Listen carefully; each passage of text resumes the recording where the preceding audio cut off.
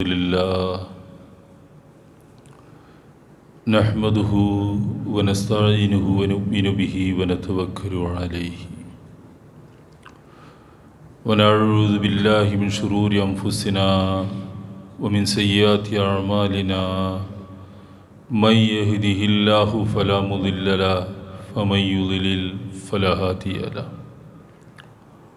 وأشهد أن لا إله إلا الله وأشهد أن محمدًا عبده ورسوله أرسله بالهدى ودين الحق ليظهره على الدين كله ولو كره المشركون اللهم صل على محمد وعلى آل محمد كما صليت على إبراهيم وعلى آل إبراهيم اللهم بارك على محمد وعلى آل محمد كما باركت على آل إبراهيم إنك حميد مجيد أما بعد فإن خير الحديث كلام الله وخير الهدي هدي محمد صلى الله عليه وسلم وشر الأمور محدثاتها وكل محدثة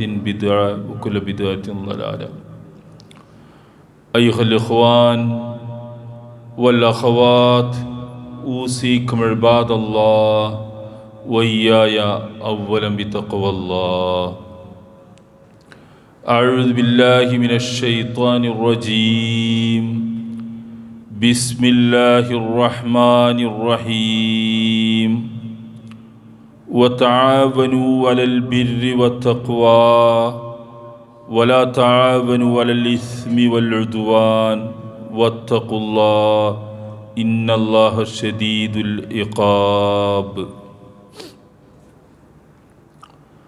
ആദരണീയരായ മുസ്ലിം സഹോദരന്മാരെ, സഹോദരിമാരെ, സർവശക്തനായ അള്ളാഹുവിൻ്റെ വിധി വിലക്കുകൾ ജീവിതത്തിലുടനീളം കഴിവിൻപടി സൂക്ഷിച്ച് ജീവിക്കണേ എന്ന് എല്ലാവരെയും ആമുഖമായി ഓർമ്മിപ്പിക്കുകയാണ്. നമ്മുടെ രാജ്യത്ത് കഴിഞ്ഞ ദിവസം നടന്ന കാശ്മീരിൽ നടന്ന ഒരു സംഭവം ഇന്ത്യയൊട്ടാകെ ചർച്ച ചെയ്തുകൊണ്ടിരിക്കുകയാണ്. ഇന്ത്യക്ക് പുറത്തും അത് ചർച്ചയാവുന്നതായിട്ടാണ് നമ്മൾ മനസ്സിലാക്കുന്നത്.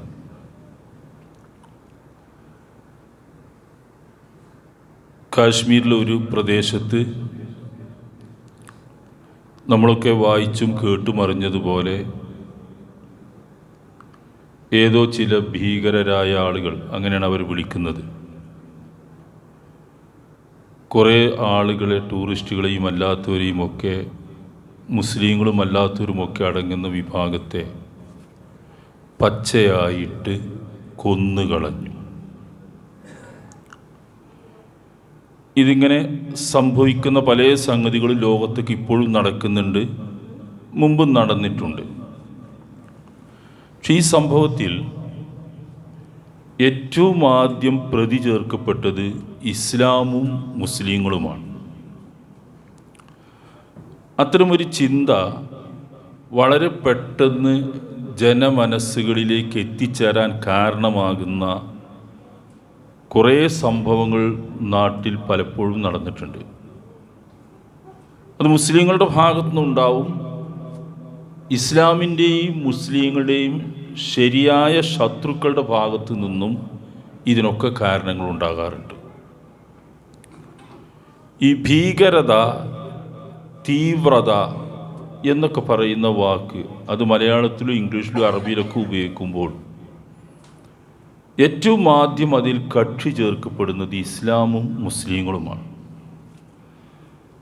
അതിൻ്റെ കാരണങ്ങളെ പറ്റി അന്വേഷിക്കുകയല്ല, അതൊക്കെ വേറെ ചില ഏരിയകളിലേക്ക് പോകുന്ന വിഷയങ്ങളാണ്. ഇപ്പോൾ നടന്ന ഈ സംഭവത്തിൽ അതിൻ്റെ അനന്തരഫലമായി ഇന്ത്യയും നമ്മുടെ തൊട്ടടുത്ത രാജ്യമായ പാകിസ്ഥാനും തമ്മിലുണ്ടാകുന്ന കുറേ ബന്ധങ്ങൾ നമ്മൾ വായിച്ച് കേട്ടറിയുന്നതനുസരിച്ച് വഷളാകാൻ പോവുകയാണ്. അതിൻ്റെ ശരി തെറ്റുകൾ അത് അവർക്ക് വിടാം. നമ്മളിവിടെ പറയുന്നത് ഇസ്ലാം ഇതിൽ കക്ഷിയാണോ, മുസ്ലിങ്ങൾ ഇതിൽ കക്ഷിയാണോ എന്നതാണ്. ഇസ്ലാമിനെ സംബന്ധിച്ച് ഒരു ഇമേജ്, ഒരു പ്രതിച്ഛായ ലോകത്തെമ്പാടും ഉണ്ടാക്കി വെച്ചിട്ടുള്ളത് അതൊരു ഭീകര പ്രസ്ഥാനമാണ് എന്നതാണ്. ഭീകര പ്രസ്ഥാനമാണ്, ഇർഹാബി എന്ന് അറബിയിൽ പറയുന്ന തീവ്ര പ്രസ്ഥാനമാണ് എന്നാണ്. ഈ വാക്ക് ഈ വിഷയത്തിൽ ആദ്യം ഉപയോഗിക്കുന്നത്, അതിൻ്റെ ചരിത്രം അറിയുന്നവരൊക്കെ പറഞ്ഞു തരുന്നൊരു കാര്യം, ഫലസ്തീനിലെ വളരെ സാധുക്കളായ മനുഷ്യന്മാർ അവർക്ക് നേരെ പീരങ്കിയും ബോംബുകളുമൊക്കെയായി വന്ന ഇസ്രായേല്യരുടെ അക്രമത്തിന് നേരെ പ്രതിരോധമെന്ന നിലക്ക് കൽച്ചീളുകൾ ഉപയോഗിച്ച് എറിഞ്ഞതിനെയാണ് ഏറ്റവും ആദ്യം ആ വാക്ക് ഉപയോഗിച്ച് പരിചയപ്പെടുത്തിയത്. ഭീകരരാണ് അവർ. ഇർഹാബി എന്നാണ് അറബി പറയുക, തീവ്രവാദികളാണ് എന്നുള്ളത്. ആ പ്രയോഗമാണ് പിന്നീട് ലോകമെമ്പാടും മുസ്ലിങ്ങളുടെ പേരിൽ ചാർത്തിയത്. സംഭവം ഇതാണ്, കൽച്ചീളുകളായിരുന്നു അവർക്ക് കയ്യിലുണ്ടായിരുന്നത്, അതുപയോഗിച്ചായിരുന്നു ഇസ്രായേലിയരെ അവർ പ്രതിരോധിച്ചത്. ഇപ്പോഴും ആ സംഭവത്തിൻ്റെ ബാക്കിയൊക്കെ നടക്കും, നമ്മൾക്കറിയാം. ഇനി ഈ ഇസ്ലാമിൻ്റെ ശരിക്കുള്ള മുഖവും ചായയും നമ്മൾ അറിയേണ്ടതുണ്ട്. ലോകത്ത് ഒരു ഭീകരപ്രവർത്തനത്തിനും ഇസ്ലാം ആശയപരമായി പിന്തുണ നൽകുന്നില്ല. ആശയപരമായിട്ട് ഇസ്ലാം പിന്തുണ നൽകുന്നില്ല എന്നല്ല, സമാധാനത്തിൻ്റെ സാഹചര്യം എവിടെയൊക്കെ എങ്ങനെയൊക്കെ ഉണ്ടാക്കാമോ അതിനൊക്കെ പരമാവധി നിന്നു കൊടുക്കുകയും അതിനനുകൂലമായ നിലപാടെടുക്കുകയും മുൻകൈയെടുക്കുകയും ചെയ്യേണ്ടവരാണ് ഇസ്ലാം, അല്ലെങ്കിൽ ചെയ്യുന്നതാണ് ഇസ്ലാമിൻ്റെ നിലപാട്. അത് നമ്മളിരിക്കുന്ന ഒരു സദസ്സിൽ ആരും കേൾക്കില്ല എന്ന ധൈര്യത്തിൽ പറയേണ്ട ഒരു കാര്യമല്ല. ധൈര്യമായിട്ട് ലോകത്തിൻ്റെ മുമ്പിൽ ഒരു അശേഷം സങ്കോചമില്ലാതെ, ഭയപ്പാടില്ലാതെ നമുക്ക് പറയാൻ കഴിയുന്ന ഒരു കാര്യമാണത്. ഇസ്ലാം അതാണ്. ഇസ്ലാം അങ്ങനെയാണ്. ആ സമാധാനമാണ് ഇസ്ലാം. ആ പേര് പോലും അങ്ങനെയാണ്. ഇസ്ലാം എന്ന പദധാതു സിൽമ് എന്ന വാക്കിൽ നിൽപ്പോയി. സിൽമ് എന്ന് പറഞ്ഞാൽ സമാധാനം എന്നാണ് അർത്ഥം. ആ വാക്കിൻ്റെ അർത്ഥം പോലും അങ്ങനെയാണ്, സമാധാനം എന്നാണ്. ആ ഇസ്ലാമാണ് ഈ തരത്തിൽ ലോകത്തൊന്നാകെ വേട്ടയാടപ്പെടുന്നത്, ഭീകരമാണ്, തീവ്രമാണ് എന്ന് പറഞ്ഞുകൊണ്ട്. ഇസ്ലാം സമാധാനത്തിൻ്റെ സന്ദേശം തന്നെയാണ്. റസൂൽ സല്ലല്ലാഹു അലൈഹി വസല്ലം മദീനയിലേക്ക് ഹിജ്റ പോയി. നമുക്കറിയുന്ന ഒരു സംഗതിയാണത്. 13 വർഷത്തെ കാലത്തിന് ശേഷമാണ് മദീനയിലേക്ക് പോകുന്നത്. റസൂൽ മക്കയിലെ ഈ മൊത്തം 53 വയസ്സാകുമ്പോഴാണ്. മദീനയിൽ ചെന്ന് റസൂൽ ഇറങ്ങുന്നത് മദീനയിലെ ഖുബ എന്ന് പറയുന്ന പട്ടണത്തിലാണ്. ഒരു നബിയാണ് വരുന്നത്. സ്വാഭാവികമായിട്ടും ആളുകൾ കൂടും. ഒരു നബി വന്നിറങ്ങാൻ അവരുടെ നാട്ടിൽ, അറിയാനും നിഷേധിക്കാനും സ്വീകരിക്കാനും തള്ളാനും കൊള്ളാനും ഒക്കെ ആളുകൾ വരും. ഖുബ പട്ടണത്തിൽ ആളുകൾ കൂടി. ആ കൂട്ടത്തിൽ ആ നാട്ടിലെ അവരുടെ ജൂതപ്പള്ളിയിലെ ഇമാമായിരുന്ന, നേതാവായിരുന്ന അബ്ദുല്ലാഹിബിൻ സലാം എന്ന് പറയുന്ന പണ്ഡിതനും അതിൽ ചെന്നു. അദ്ദേഹം പിന്നീട് മുസ്ലിമായി. അങ്ങനെയാണ് അബ്ദുല്ലാഹിബിൻ സലാമായത്. ആ ചെന്ന് കണ്ട ആ സംഭവം അദ്ദേഹം വിശദീകരിക്കുന്നുണ്ട്. അതിൽ അദ്ദേഹം പറയുന്ന വാക്കുകൾ, ആദ്യമായിട്ട് ഞാൻ അദ്ദേഹത്തെ സൂക്ഷ്മമായിട്ട് നിരീക്ഷിച്ചു. കാരണം ഇയാൾ ജൂത പണ്ഡിതനാണ്, വന്ന് നബിയാണോ അല്ലേ എന്ന് ഉറപ്പുവരുത്തണ്ടേ. സൂക്ഷ്മമായിട്ട് ഇങ്ങനെ നിരീക്ഷിച്ചു. അന്ന് ആദ്യം അദ്ദേഹം പ്രസംഗിച്ച വാക്കുകളാണ് ഞാൻ പറയുന്നത് എന്ന് പറഞ്ഞുകൊണ്ട് അദ്ദേഹം പറയുന്നത്, യാ യുഹന്നാസ്. നബി പ്രസംഗിക്കുകയാണ്, മദീനയിൽ ആദ്യത്തെ പ്രസംഗം. ജനങ്ങളെ, അഫ്ഷുസ്സലാം, നിങ്ങളെല്ലാവരും സമാധാന സന്ദേശം പ്രചരിപ്പിക്കുക. നമുക്ക് മദീനയിലെ റസൂലുള്ളാഹിന്റെ ആദ്യത്തെ പ്രഭാഷണമാണത്. അഫ്സുസ്സലാം, നിങ്ങളെല്ലാവരും സമാധാന സന്ദേശം പ്രചരിപ്പിക്കുക. വഅത്ഇമുത്ത്വാം, ജനങ്ങൾക്കെല്ലാവർക്കും നിങ്ങൾ അന്നമൂട്ടുക, ഭക്ഷണം നൽകുക.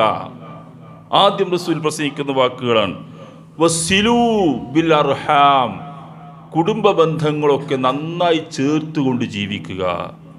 വസല്ലൂ ബില്ലൈൽ വന്നാസു നിയാം, ജനങ്ങളെല്ലാവരും ശാന്തമായി കിടന്നുറങ്ങുന്ന സമയത്ത് നിങ്ങളൊക്കെ എഴുന്നേറ്റ് പ്രാർത്ഥിക്കുക. നിങ്ങളെല്ലാവരും എഴുന്നേറ്റ് പ്രാർത്ഥിക്കുക.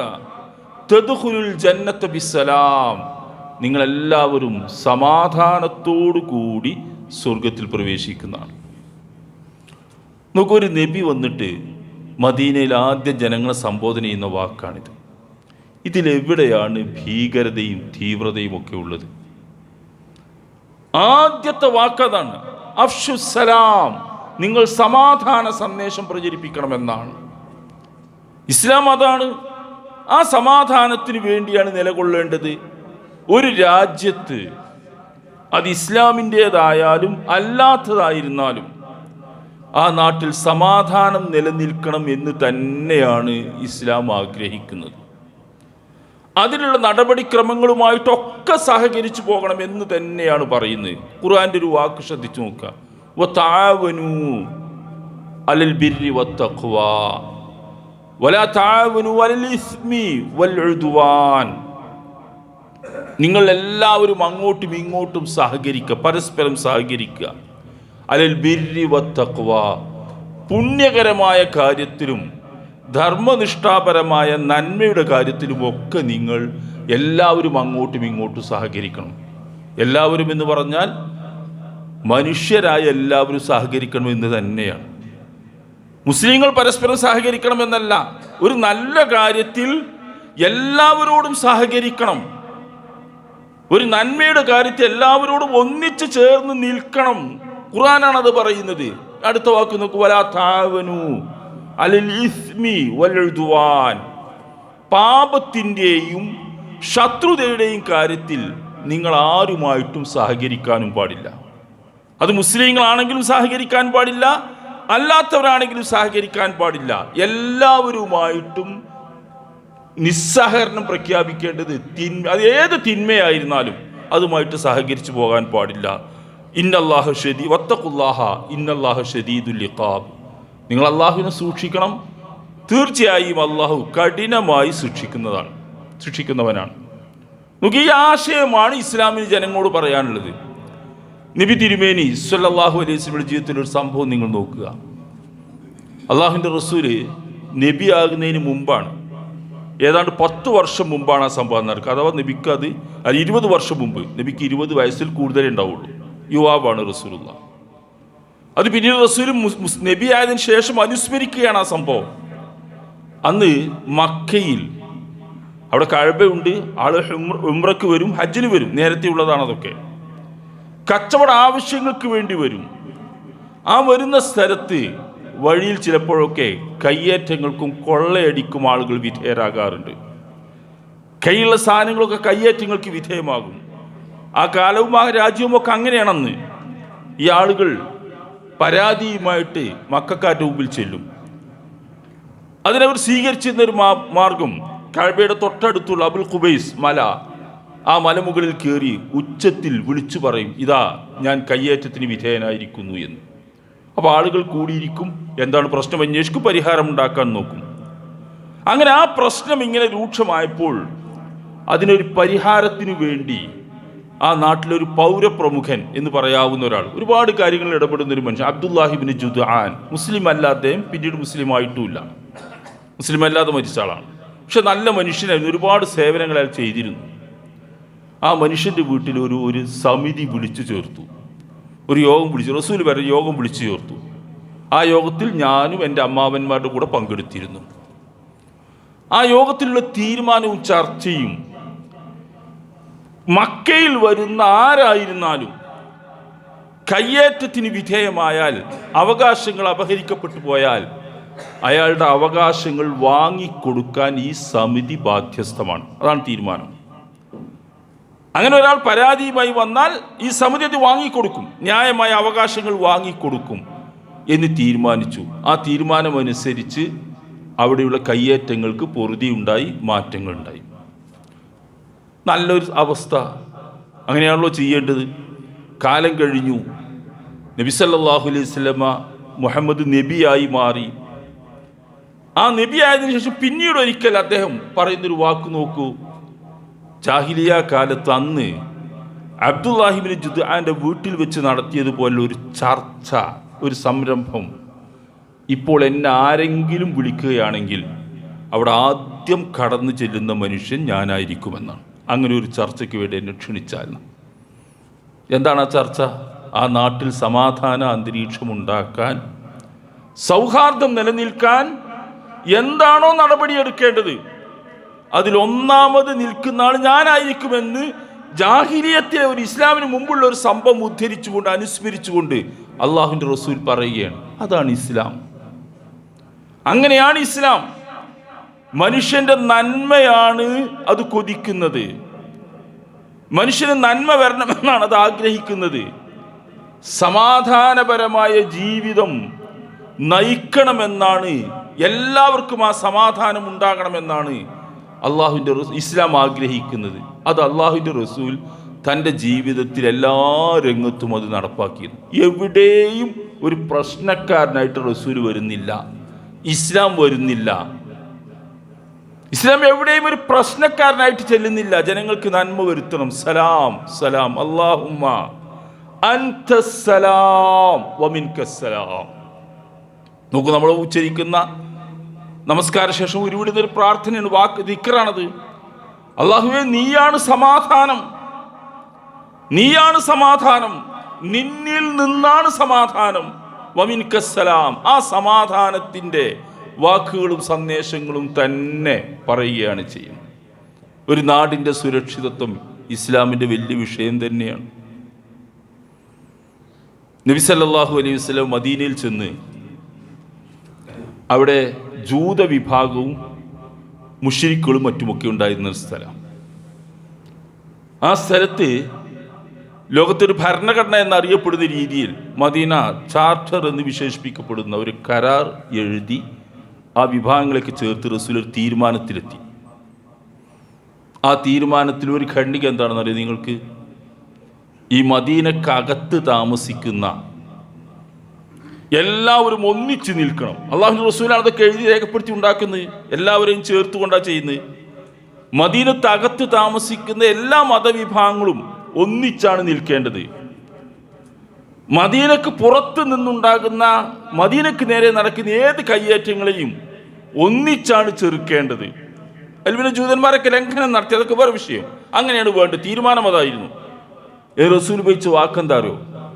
ഈ സമിതിയിൽ നിൽക്കുന്ന, ഈ കരാറിൽ ചേർന്ന് നിൽക്കുന്ന ഈ മദീനത്തകത്തുള്ള എല്ലാവരും ഉമ്മത്തുൻ വാഹിദ. അതിനുപയോഗിച്ച വാക്കത ഒരൊറ്റ സമുദായമാണ് എന്ന്, ഒരൊറ്റ ജനതയാണ്. ഈ മദീനത്തകത്തുള്ള എല്ലാ മതവിഭാഗവും ഒന്നിച്ച് നിൽക്കുന്ന ഒരു ജനതയാണ്. നോക്ക്, ആ കാലഘട്ടത്തിൽ അള്ളാഹുവിൻ്റെ റസൂൽ പഠിപ്പിച്ച വാക്കാണ്, ഒരൊറ്റ ജനതയാണ് നമ്മൾ എന്നുള്ളത്. മതം അവർക്ക് അതിൽ പറയുന്നു, ജൂതന്മാർക്ക് അവരുടെ മതമനുസരിച്ച് പോകാം, ക്രൈസ്തവർക്ക് അവരുടെ മതമനുസരിച്ച് പോകാം, ഇസ്ലാമിന് അവരുടെ മതമനുസരിച്ചാണ് പോകേണ്ടത്. ഇതൊക്കെ വ്യക്തം. എന്നിട്ടൊക്കെ പറഞ്ഞുകൊണ്ടാണ് പറയുന്നത് നമ്മളൊരൊറ്റ ഉമ്മത്താണ് എന്ന് പറയുന്നു അള്ളാഹുവിൻ്റെ റസൂൽ. നോക്ക്, അങ്ങനെയാണ് ഇസ്ലാം. ഇസ്ലാം അങ്ങനെയാണ് കാണുന്നത്. എവിടെയും അശാന്തി ഉണ്ടാക്കാനല്ല, പ്രശ്നമുണ്ടാക്കാനല്ല, നല്ല നിലക്ക് പോകണമെന്ന് തന്നെ. അതിനെന്ത് വിട്ടുവീഴ്ചയും ചെയ്യണമെന്നാണ്. റസൂലിൻ്റെ സംഭവങ്ങൾ എത്രയാണെന്നറിയാം നിങ്ങൾ? ഹുദൈബിയ സന്ധിയിൽ ആ ഹിജ്റ 6-ാമത്തെ വർഷം റസൂലും സഹാബികളും മദീനയിൽ നിന്ന് മക്കയിലേക്ക് പോവുകയാണ് ഉംറ ചെയ്യാൻ വേണ്ടി. പിന്നീട് 4 വർഷത്തോളം റസൂൽ ജീവിക്കുന്നുള്ളൂ. അത്ര അവസാനത്തിൽ നടക്കുന്ന സംഭവമാണ്. അള്ളാഹുവിൻ്റെ റസൂലിനെയും അനുയായികളെയും മുശ്രിക്കുകളായിരുന്ന ഖുറൈശികൾ ഹറമിലേക്ക് തന്നെ കടക്കാൻ അനുവദിക്കാത്ത തടഞ്ഞു വെച്ചു. ആ അതിർത്തിയിലാണ് ഹുദൈബിയ, അവിടെയാണ് തടഞ്ഞത്. തടഞ്ഞു, ചർച്ചകൾ നടന്നു, സന്ധി സംഭാഷണത്തിലേക്ക് എത്തി, ഒരു തീരുമാനത്തിലേക്ക് വന്നു. കുറേ നീണ്ട ചർച്ചകൾ പലരുമായി നടത്തിയതിന് ശേഷം സുഹൈൽ ബിൻ അംർ വന്നിട്ടാണ് ആ ചർച്ച പൂർത്തീകരിച്ചത്. നമുക്ക് എന്തെല്ലാം വിട്ടുവീഴ്ച ചെയ്തു കാര്യങ്ങൾ? ഒരു പ്രശ്നമില്ലാതെ തിരിച്ചു പോകണമെന്ന, ഉംറ ചെയ്യാതെ തിരിച്ചു പോകണം. ഒന്നാമത്തെ ഉപാധി അങ്ങേ ഭാഗത്ത് വന്നതാ. നമുക്ക് റസൂൽ സഹാബികൾ ഉംറ ചെയ്യാൻ വന്നാണ്, അവരോട് തിരിച്ചു പോകണമെന്നാണ് പറഞ്ഞത്. സമ്മതിച്ചു റസൂലുള്ളാഹ്. അടുത്ത വർഷം വന്നോളൂ, ആയിക്കോട്ടെ, അടുത്ത വർഷം, ഈ വർഷം ഞാൻ അനുയായികളെ കൊണ്ടുപോകാം. നബിക്ക് ഭയങ്കര പ്രതിഷേധം ഏൽക്കേണ്ടി വന്ന, റസൂലിൻ്റെ ഏറ്റവും അധികം പ്രതിഷേധിക്കപ്പെട്ട റസൂലിൻ്റെ ജീവിതത്തിലെ ഒരു അനുഭവമാണത്. ബാക്കി റസൂൽ പറഞ്ഞ ആളുകൾ കേൾക്കുമല്ലോ. പക്ഷെ റസൂലിനെ പോലും സഹാബികൾ എന്താ നബി നിങ്ങൾ ഈ പറയുന്നത് ചോദിക്കുന്ന വിധത്തിലുണ്ടായി. കാരണം ഉംറയ്ക്ക് വന്നിട്ട് തിരിച്ചു പോകാൻ പറഞ്ഞു, അത് സമ്മതിച്ചു പോവാണ്. ബിസ്മില്ലാഹിർ റഹ്മാനിർ റഹീം എന്ന് കരാറിന്റെ മുകൾ ഭാഗത്ത് എഴുതിയപ്പോൾ സുഹൈൽ ഇടപെട്ടു. റഹ്മാൻ റഹീം എഴുതാൻ പറ്റില്ല എന്ന് പറഞ്ഞു. അത് നീ പറയുന്ന പടച്ചോനാ, നമുക്കൊക്കെ ഒരു പടച്ചോണ്ട്, ബിസ്മിക് അല്ലാഹും, അത് മതി എന്ന് പറഞ്ഞു. പരമകാരുണികൻ കരുണാനിധിയും ഞങ്ങൾക്കറിയില്ല, വെട്ടണം എന്നാണ്. നബി വെട്ടി. എന്താ കാരണം? അതിലൊരു സന്ധി, ഒരു ഉപാധി ഉണ്ടായിരുന്നു. ആ സന്ധിയിൽ 10 വർഷത്തേക്ക് യുദ്ധമുണ്ടാകില്ല. രണ്ടു കൂട്ടർക്കും സ്വൈരമായിട്ട് ഈ നാട്ടിൽ പ്രബോധന പ്രവർത്തനങ്ങളുമായി ജീവിക്കുക. യുദ്ധമില്ലാത്തൊരു കരാറിന് എഴുതിയപ്പോൾ ആ റസൂൽ അത് വെട്ടിക്കൊടുത്ത്. സന്ധിയുടെ അവസാന ഭാഗത്ത് 2 ഭാഗത്ത് ഒപ്പിടേണ്ടത് റസൂൽ എഴുതി മുഹമ്മദുൻ റസൂലുള്ളാ, അള്ളാഹുവിൻ്റെ റസൂലായ മുഹമ്മദ് എന്ന് പറഞ്ഞ് ഒപ്പിടാൻ നേരത്ത് അത് എഴുതി അലി അള്ളാഹു. സുഹൈൽ ഇടപെട്ട് മറുഭാഗത്ത് ആ റസൂലുള്ള വെട്ടണം എന്ന് പറഞ്ഞു. നീ റസൂലാണെന്ന് ഇതിൽ എഴുതി പിടിപ്പിച്ച് ഞങ്ങൾ എന്തിനാ ഇനി ഒരു സന്ധിക്ക് വരുന്നതെന്നാണ്. അത് സമ്മതിക്കാൻ പറ്റൂല, സമ്മതിച്ചാൽ കഴിഞ്ഞില്ലേ. വെട്ടി. റസൂൽ പറഞ്ഞു, നിങ്ങൾ നിഷേധിച്ചാലും അംഗീകരിച്ചാൽ ഞാൻ അള്ളാഹുവിൻ്റെ റസൂൽ തന്നെയാണ്. അലി അള്ളാഹിന് വെട്ടി കൊടുക്കാറുണ്ട്. മുഹമ്മദ് ബിൻ അബ്ദില്ല എന്ന് എഴുതി, അബ്ദുള്ളൻ്റെ മകൻ മുഹമ്മദ് എന്ന് എഴുതിയാൽ മതി എന്ന് എഴുതി കൊടുത്തു. അങ്ങനെയൊക്കെ പിന്നെയും ഒരുപാട് കാര്യങ്ങൾ. ഇസ്ലാമിൻ്റെ ഭാഗത്തേക്ക് ആരെങ്കിലും വന്നാൽ തിരിച്ചയക്കണം. മുസ്ലിങ്ങളുടെ ഭാഗത്ത് ഖുറൈശികളുടെ മുശ്രിക്കുകളുടെ ഭാഗത്തേക്ക് പോയി തിരിച്ചയക്കാൻ പാടില്ല. നോക്കൂ, റസൂലിനോട് എല്ലാവരും പ്രതിഷേധിച്ചു. പക്ഷെ റസൂൽ അതൊന്നും വകവെക്കാതെ ഒപ്പിട്ട് കൊടുത്തു, തന്റെ തീരുമാനമാക്കി. എന്താ കാരണം എന്ന് നിങ്ങൾ 10 വർഷത്തേക്ക് ആ നാട്ടിൽ ഇനി യുദ്ധം ഉണ്ടാവില്ല.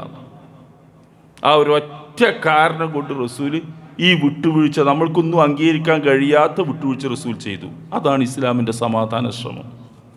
ആ സമാധാന ശ്രമത്തിൻ്റെയും സമാധാനത്തിൻ്റെയും മതമാണ് ഇസ്ലാം. അതാണ് ഇപ്പോഴിങ്ങനെ ഏതോ ചില പേര്, അതിൻ്റെ സത്യാവസ്ഥയൊക്കെ പിന്നീട് വ്യക്തമാവും. എന്ത് ആര് എന്നൊക്കെ. അങ്ങനെയാണ് നമ്മുടെ രാജ്യത്ത് പല കാര്യങ്ങളും. ഇസ്ലാം ഭീകരമാണ്, തീവ്രമാണ് എന്നൊക്കെ പറയുന്നത്. ഒരു ഭീകരതയുമില്ല, ഒരു തീവ്രതയുമില്ല.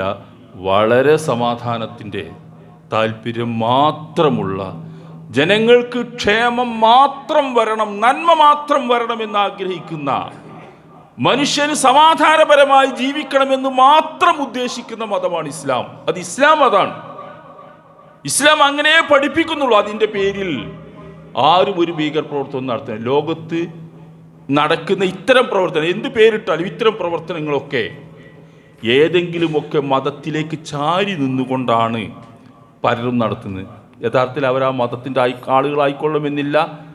ആ മതത്തിൻ്റെ മുഖ്യധാരയിൽ നിൽക്കുന്ന ഒരു സംഘടനയുടെയും ആളുകൾ അവരാകാറില്ല. അവരൊക്കെ എല്ലാ മതത്തിലുമുള്ള ഇത്തരം ആളുകളൊക്കെ പ്രത്യേക ഗ്രൂപ്പുകൾ ഉണ്ടാക്കി ചെയ്യുന്ന പണിയാണ്. അവർ മതത്തിലല്ല വിശ്വസിക്കുന്നത്, അവരുടെ വൈകാരിക താല്പര്യങ്ങളിലാണ്, അവരുടേതായ ചില വികാര പ്രകടനങ്ങളാണ്. അതിൻ്റെ രാഷ്ട്രീയ സാമൂഹ്യ കാരണങ്ങളൊക്കെ ഉണ്ടാകാം. അത് മറ്റൊരു മേഖലയാണ്. സൂചിപ്പിക്കുന്നത് ഇസ്ലാം സമാധാനം തന്നെ. ഒരു പ്രശ്നവും ഇസ്ലാം കൊണ്ട് ആർക്കും ഉണ്ടാവില്ല, നന്മ മാത്രം. ഇസ്ലാം സ്വീകരിച്ച് നടക്കുന്ന ഒരു മനുഷ്യന് ജീവിതത്തിലുടനീളം സമാധാനം മാത്രമേ ഉണ്ടാവൂ. അത്തരമൊരു മതത്തെ നമ്മൾ പ്രതിനിധീകരിക്കണം. ആ രൂപത്തിൽ തന്നെ ജനങ്ങളോട് പ്രതികരിക്കുകയും ജനങ്ങളിലേക്ക് ഈ സന്ദേശം എത്തിക്കുകയും ചെയ്യണം. അള്ളാഹു അനുഗ്രഹിക്കുമാറാവട്ടെ.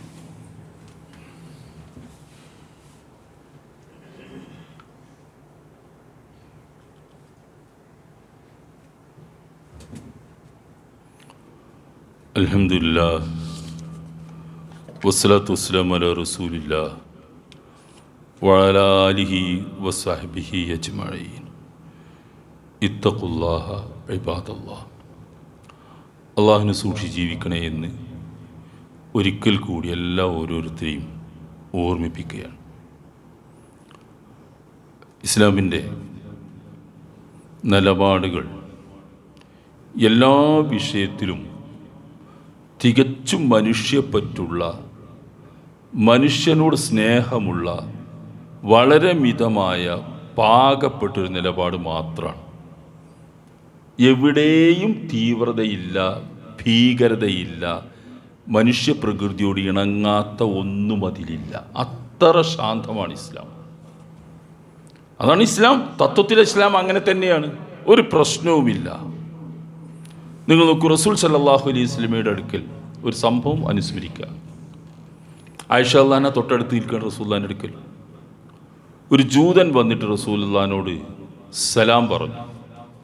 ജൂതനാണ്, നബി സല്ലല്ലാഹു അലൈഹി വസല്ലമയുടെ നേരെ എതിർചേരിയിൽ നിൽക്കുന്ന മനുഷ്യൻ, ശത്രുവാണ് സത്യമായിട്ടും അയാൾ പറഞ്ഞ സലാം എന്താണെന്നറിയോ? അസ്സാമു അലൈക്കും എന്ന് പറഞ്ഞു. കേട്ടാൽ അസ്സലാമു അലൈക്കും എന്നാണ് തോന്നുക. അസ്സാമു അലൈക്കും എന്നാണ്, താങ്കൾക്ക് നാശവും മരണവും സംഭവിക്കട്ടെ എന്നാണ് അതിൻ്റെ അർത്ഥം. അസ്സാം എന്ന് പറഞ്ഞാൽ അങ്ങനെയാണ്. അത് കേട്ടു. നബി അതിന് പറഞ്ഞു വഅലൈക്കും എന്ന് മാത്രം പറഞ്ഞു, നിങ്ങൾക്കും എന്ന് മാത്രം പറഞ്ഞു, വേറൊന്നും ചേർത്തില്ല.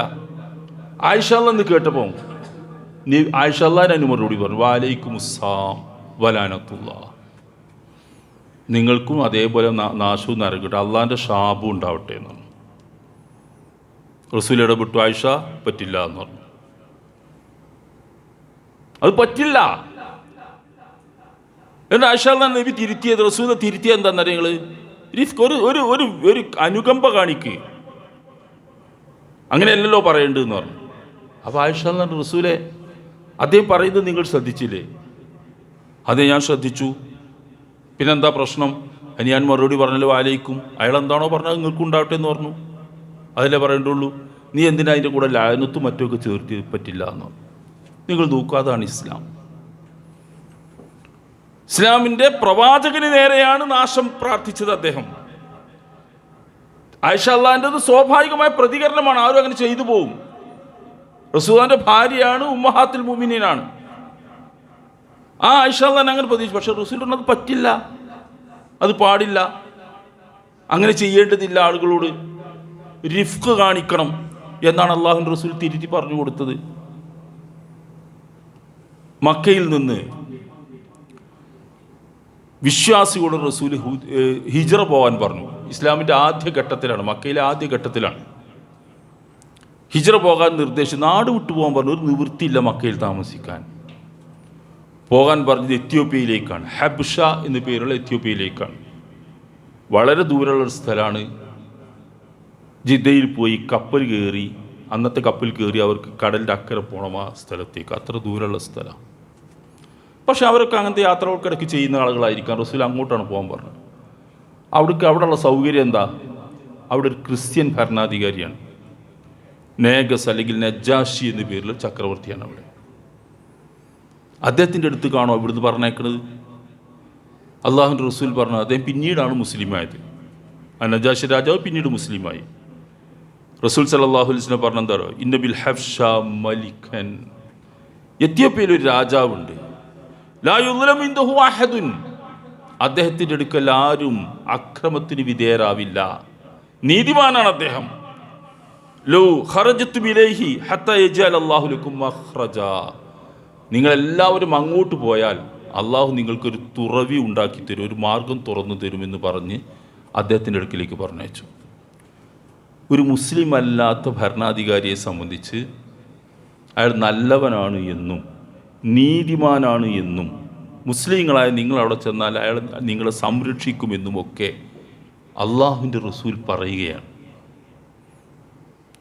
അവിടെ ഇസ്ലാം നോക്കിയിട്ടില്ല, മറ്റൊന്നും നോക്കിയില്ല. ഒരു അന്യദേശക്കാരനോ മറ്റു ഒന്നും നോക്കിയില്ല. റസൂൽ പറയുന്നത് നീതിമാനാണ്, പ്രജകളോട് നല്ല നിലക്ക് നിൽക്കുന്നവനാണ്, നിങ്ങൾ അഭയം തേടി ചെന്നാൽ നിങ്ങൾക്ക് അഭയം നൽകുന്ന മനുഷ്യനാണ് അദ്ദേഹം എന്ന് പറഞ്ഞുകൊണ്ട് പറഞ്ഞു വിടുന്നു. നോക്കുക, ആ നീതിബോധം, ആ ന്യായബോധം, ആ സത്യസന്ധമായ നിലപാട്, അതാണ് ഇസ്ലാം. അതിൽ യാതൊരു മാറ്റവും ഒരു കാലത്തും ഇസ്ലാമിൻ്റെ ഒരു കാര്യത്തിലുമില്ല. റസൂലിൻ്റെ വാക്ക് ഹലക്കൽ മുതനത്തിഊൻ, ഹലക്കൽ മുതനത്തിഊൻ, ഹലക്കൽ മുതനത്തിഊൻ. തീവ്ര നിലപാട് സ്വീകരിക്കുന്ന, ഏത് വിഷയത്തിലും തീവ്ര നിലപാട് സ്വീകരിക്കുന്ന ആളുകൾ നശിച്ചു പോട്ടെ, നശിച്ചു പോട്ടെ, തുലഞ്ഞു പോട്ടെ എന്ന് 3 തവണ റസൂൽ സംഭവത്തിൻ്റെ പശ്ചാത്തലത്തിൽ ഹലക്കൽ മുതനത്തിഊൻ, തുലഞ്ഞു പോട്ടെ, നശിച്ചു പോട്ടെ എന്ന് റസൂൽ സല്ലല്ലാഹു അലൈഹി വസല്ലം പറഞ്ഞു. ഇത് നമ്മൾ ആലോചിക്കുക. ഇസ്ലാം ജനങ്ങൾക്ക് സമാധാനമുണ്ടാകണമെന്ന് ആഗ്രഹിക്കുന്ന മതമാണ്. സമാധാനമാണ് അതിൻ്റെ മുഖമുദ്ര. എല്ലാ വിഷയത്തിലും ആ സമാധാനത്തിന് ഭംഗം വരുന്ന ഒന്നും അള്ളാഹുവിൻ്റെ റസൂൽ പഠിപ്പിക്കുന്നില്ല, ഇസ്ലാം പഠിപ്പിക്കുന്നില്ല. നന്മ മാത്രമാണ് അതിന് പറയാനുള്ളത്.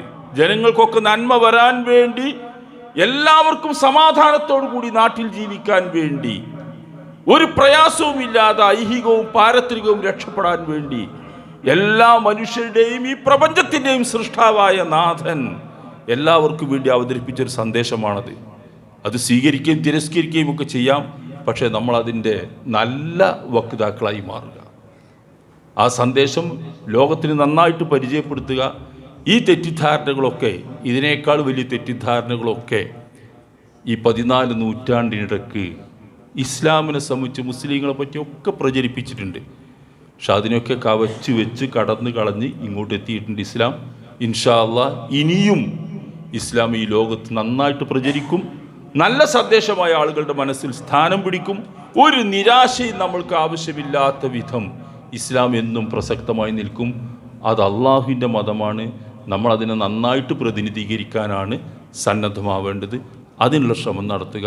സർവശക്തനായ അള്ളാഹു അവൻ്റെ ദീൻ ശരിയായ രീതിയിൽ മനസ്സിലാക്കാൻ, ശരിക്കും മനസ്സിലാക്കാനുള്ള ഒരവസ്ഥ നമ്മൾ ശ്രമിക്കുക. പടച്ചവൻ അതിനെ അനുഗ്രഹിക്കുമാറാവട്ടെ. ജീവിതത്തിൽ വന്നു പോകുന്ന തെറ്റുകുറ്റങ്ങൾ അള്ളാഹു നമ്മൾക്ക് എല്ലാവർക്കും പുറത്തു മാപ്പാക്കി തരുമാവട്ടെ.